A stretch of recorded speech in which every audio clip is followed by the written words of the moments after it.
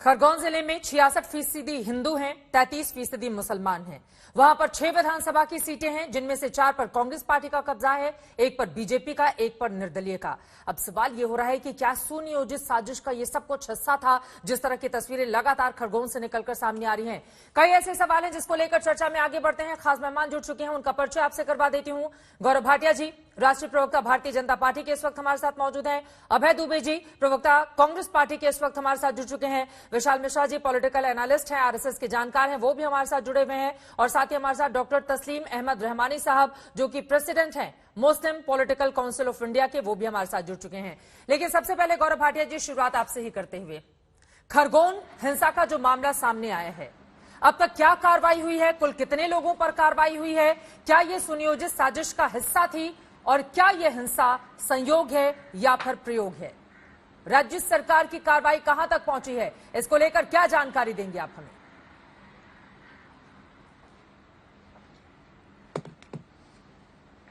चित्रा जी, देखिए, सबसे पहले तो आपने मुझसे जो सवाल किया, मेरी ये जिम्मेदारी बनती है कि बताऊं कि क्या कार्रवाई है, फिर मैं आज का जो विषय है उस पर कुछ और टिप्पणियां करूंगा।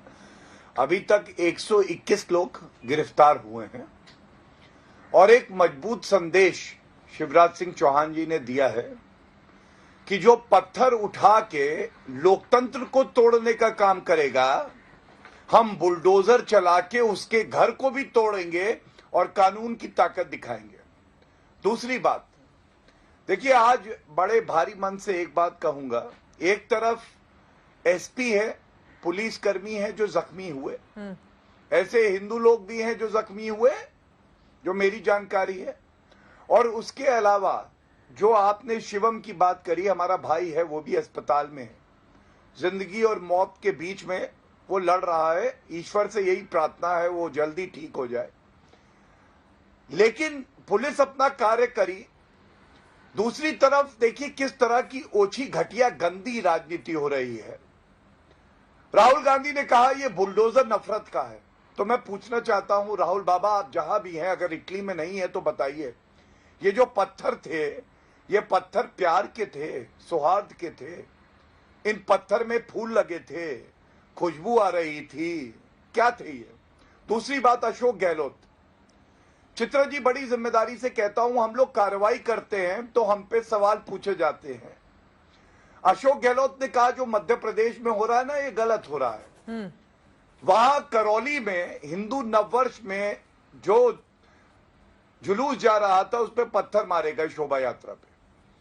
मैं पूछना चाहता हूं, आज 13 या 14 दिन हो गए, वो मतलूब अहमद कहां छुपा है? ठीक है, क्या अशोक गहलोत के जो मुख्यमंत्री का आवास है उसमें छुपा है? कांग्रेस के हेडक्वार्टर में इस छुपा सवाल है? का जवाब भी दीजिए अभय दुबे जी। इसलिए नहीं किया जा रहा क्योंकि उसका वो मुसलमान है। लेकिन गौरव भाटिया जी, कहा यह भी जाता है कि ध्रुवीकरण की पॉलिटिक्स बीजेपी को बहुत सूट करती है और अगले साल ही मध्य प्रदेश में विधानसभा के चुनाव ही होने हैं। इस सवाल में आऊंगी। एक बार जो आपने राजस्थान को लेकर अभय दुबे जी पर सवाल खड़े किए हैं, उस पर मैं जवाब देना चाहूंगी। अभय दुबे जी, जिस तरह की तस्वीरें सामने आ रही है, यकीनन वो बहुत ज्यादा परेशान करने वाली है।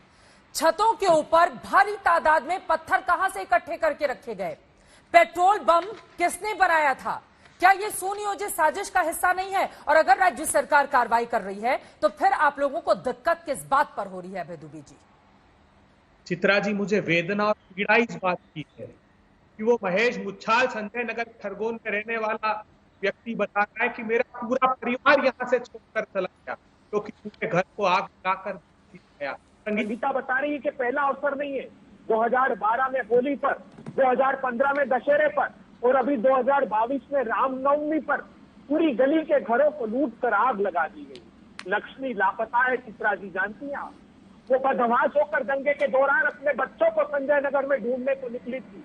रामनवमी से आज तक 5 दिन बाद भी वो लक्ष्मी को अब उसके परिवार के लोग बदमाश होकर ढूंढ रहे हैं। और भारतीय जनता पार्टी की निकृष्ट सरकार क्या कर रही है वो भी खुलासा करता हूँ। ये बताते हैं कि हमने शहबाज फारूक और रऊफ पर कार्रवाई की जो आगजनी में लिप्त थे। जब पत्रकारों ने पूछा कि ये तीनों लोग तो 1 महीने पहले से जेल में बंद है, जो जेल में बंद वाले होए तो क्या आप अपने पापों पर पर्दा डाल रहे हैं? अरे जिस नगर में एसपी पर गोली चला दी गई हो, उसकी सुरक्षा का दायित्व किस पर था? और सांप्रदायिक उन्माद की आग पहली बार नहीं फैली।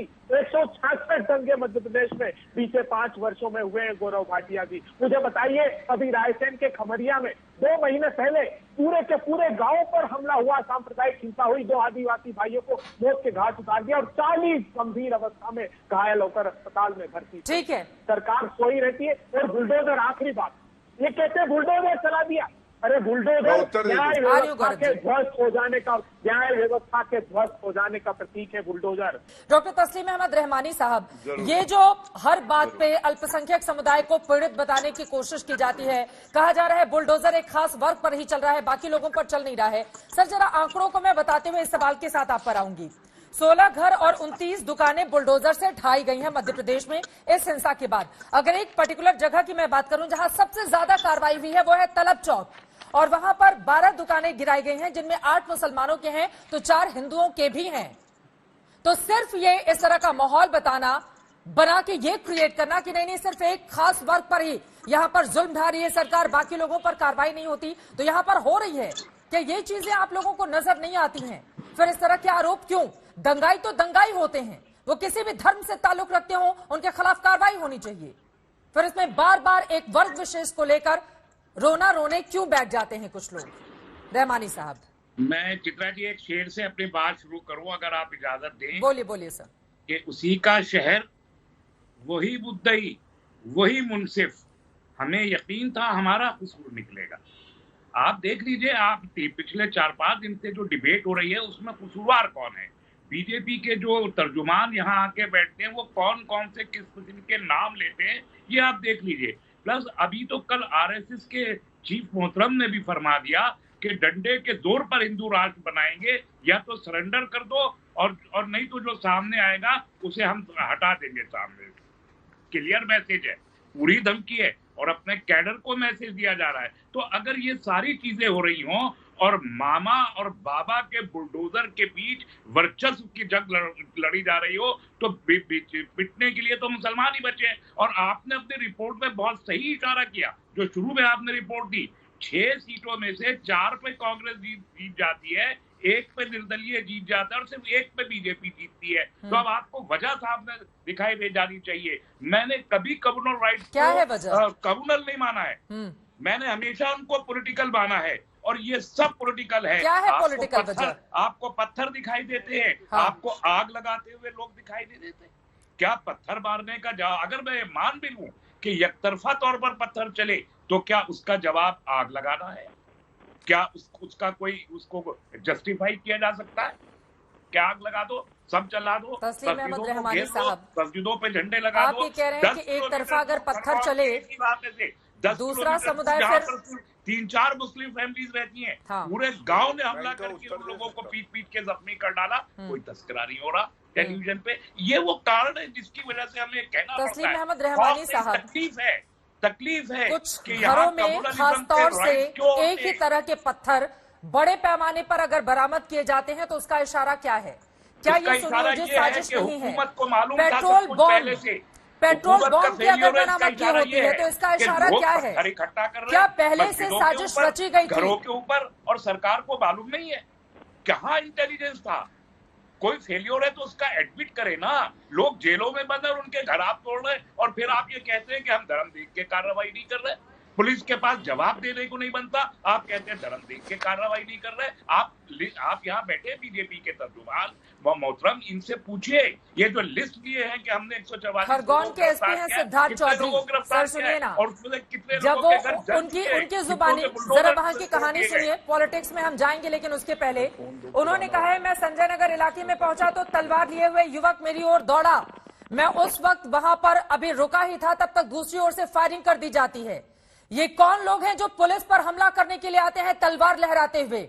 इनकी हिम्मत कैसे होती है खाकी वर्दी पर इस तरह से निशाना साधने की? गोली मारी गई उस व्यक्ति को ताकि उसकी जान निकल जाए। बिल्कुल, वो एसपी अपनी ड्यूटी कर रहे थे। मैं इस सवाल से भागूंगा नहीं, ये बिल्कुल सही आपका सवाल है, लेकिन मैं इसके साथ ये सवाल भी करना चाहता हूं कि हालात को यहां तक, इस हद तक पहुंच जाने देने की इजाजत किसने दी? कौन उसके लिए जिम्मेदार है? ठीक क्या है, सरकार अपनी ये बड़ा जिम्मेदारी सवाल है कि समझ जाएगी? इजाजत किसने दी, लेकिन उसके पहले छतों से किस तरह से पत्थर बरसाए जा रहे हैं, ये तस्वीरें आपके सामने हैं। दंगे मैंने में न पहले ही सिर्फ पथराव कहा। बल्कि लाठी डंडे, पेट्रोल बम, छर्रे वाली देसी पिस्तौल का भी इस्तेमाल किया गया है। ये तस्वीरें देखिए, छतों पर बड़े पैमाने में पत्थर इकट्ठे करके रखे गए थे और जब जुलूस उधर से गुजरा तो फिर उसके ऊपर पत्थरबाजी की गई, यानी कि सोची समझी साजिश के तहत पत्थर बरसाए गए हैं। रहमानी साहब, लोग पत्थर इकट्ठा करके रख रहे हैं, कुछ पिस्तौल इकट्ठा कर जमा कर रहे हैं, कुछ तलवार ले रहे हैं।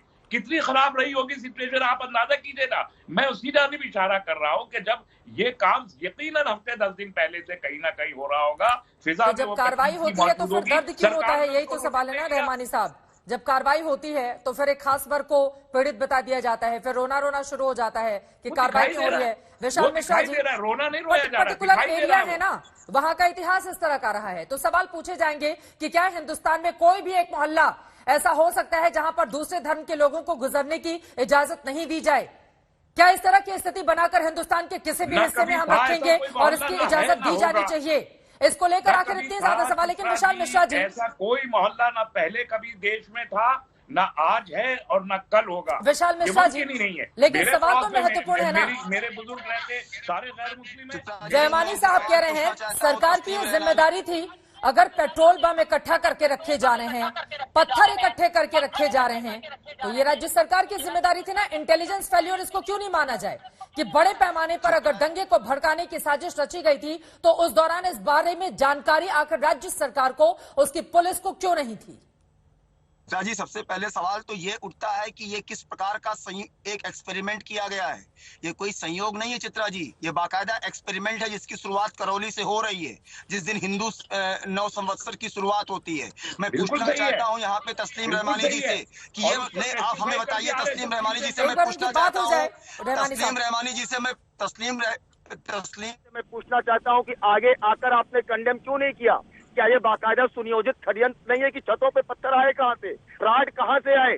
ये बताइए कि और तब ऐसी घटना घटने के बाद उस वर्ग धर्म के विशेष के लोग आगे आकर कंडेम क्यों नहीं करते हैं? और जब यहाँ पे मध्य प्रदेश में भी सेम घटना रिपीट की जाती है, ये बताइए तो क्या ये बाकायदा सुनियोजित षड्यंत्र नहीं है? इसके पहले गोरखधाम मंदिर में गोरखपुर में जो है जिस प्रकार से युवक निकलता है चित्रा जी, तब यही लोग बैठकर टीवी पर उसको सर्टिफिकेट दे देते हैं कि नहीं वो अपराधी नहीं है। ये चित्रा जी जब तक बीमार बताया गया था के नाम शुरू पर में, हाँ। सारे सेकुलर गैंग की चुप्पी जो बन जाती है चित्रा जी, ये उसके लिए रिस्पॉन्सिबल है।